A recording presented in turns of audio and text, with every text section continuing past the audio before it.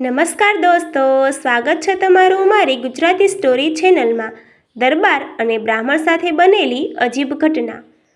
એક સમયે સૌરાષ્ટ્રના એક નાના પણ સમૃદ્ધ ગામમાં દરબાર વજુભા રાજ કરતા હતા. વજુભા દયાળુ, ન્યાયી અને ધર્મી રાજા હતા, પણ તેનો સ્વભાવ થોડો કડક અને જિદ્દી હતો. તેમના દરબારમાં વિદ્વાનો અને બ્રાહ્મણોનું ખૂબ સન્માન થતું હતું. આ જ ગામમાં પંડિત દેવદત્ત નામના એક ગરીબ પણ પરમ વિદ્વાન અને સ્વાભિમાની બ્રાહ્મણ રહેતા હતા. દેવદત્ત ભગવાન શિવના ચુસ્ત ભક્ત હતા અને ક્યારેય કોઈની સામે હાથ લાંબો કરતા નહીં. એક દિવસ દરબાર વજુભાના મનમાં એક અજીબ વિચાર આવ્યો.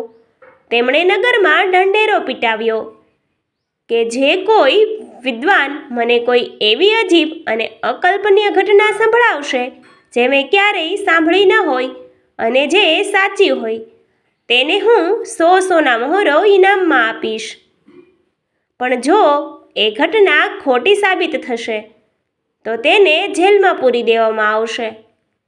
ઘણા લોકો આવ્યા, વાર્તાઓ કહી, પણ દરબારને કંઈક નવું કે અજીબ ન લાગ્યું.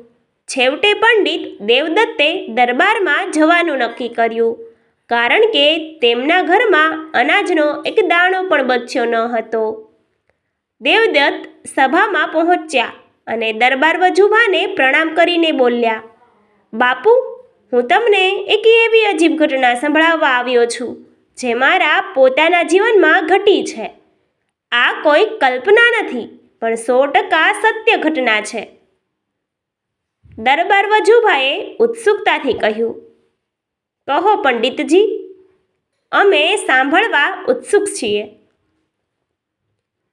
દેવદત્તે વાર્તા શરૂ કરી.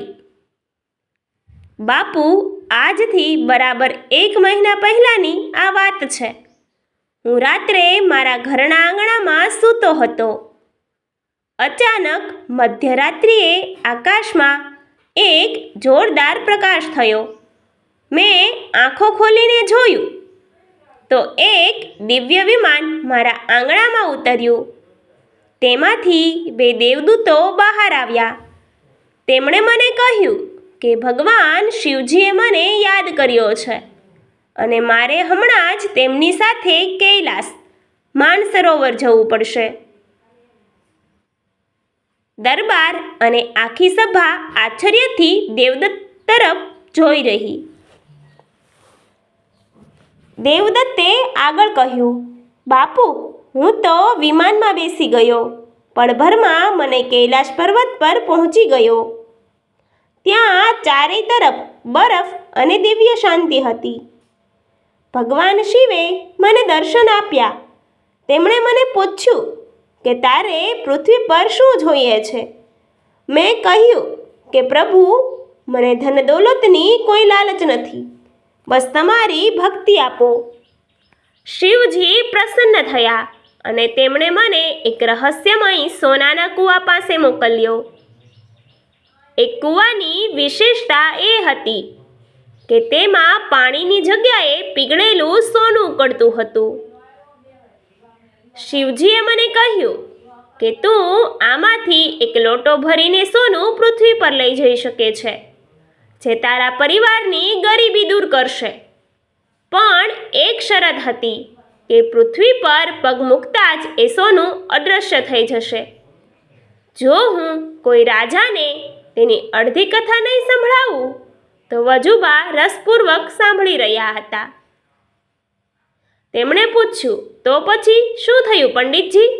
તમે સોનું લાવ્યા? દેવદત્ત હસતા બોલ્યો, હા બાપુ, હું સોનાનો લોટો ભરીને વિમાનમાં પાછો બેઠો, પણ જેવો હું મારા આંગણામાં ઉતર્યો, મારો પગ લપસ્યો અને હું જમીન પર પડ્યો. જમીન પર પડતા જ મારું આખું શરીર ધ્રુજવા લાગ્યું અને મને ભાન ન રહ્યું. સવારે જ્યારે હું જાગ્યો ત્યારે સોનાનો લોટો ગાયબ હતો. દરબાર વજુભા ગુસ્સામાં બોલ્યા, પંડિતજી, આ તો સપનું હોઈ શકે. આમાં અજીબ ઘટના ક્યાં છે અને આ સાચી છે તેની શું સાબિતી? દેવદત્ત શાંતિથી બોલ્યા, બાપુ, અજીબ ઘટના તો હવે શરૂ થાય છે.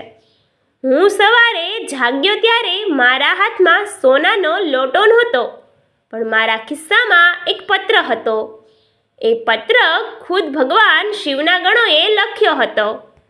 તેમાં લખ્યું હતું કે હે દેવદત્ત, તારું સોનું તારા ગામના દરબાર વજુભાના ખજાનામાં સુરક્ષિત મૂકી દેવામાં આવ્યું છે, કારણ કે વજુભાના પૂર્વજોએ ગયા જન્મમાં તારી પાસેથી 10,000 સોના મહોરો ઉધાર લીધી હતી, જે તેમણે ચૂકવી ન હતી. આ સોનાનો લોટો એ જ દેવું પૂરું કરવા માટે છે. ત્યાર પછી દરબારની મૂંઝવણ. આ સાંભળીને દરબાર વજુભાના હોશ ઉડી ગયા. આખી સભામાં સન્નાટો ચવાઈ ગયો. વજુબા વિચારમાં પડી ગયા. જો તેઓ એમ કહે કે આ વાર્તા ખોટી છે તો તેમણે સાબિત કરવું પડે, પણ જો તેઓ એમ માને કે વાર્તા સાચી છે તો પંડિતના કહેવા પ્રમાણે તેમના પૂર્વજોનું દેવું ચૂકવવા માટે તેમણે દેવદત્તને 10,000 સોના મહોરો આપવી પડે. વજુબાએ ચાલાકી વાપરવાનો પ્રયત્ન કર્યો.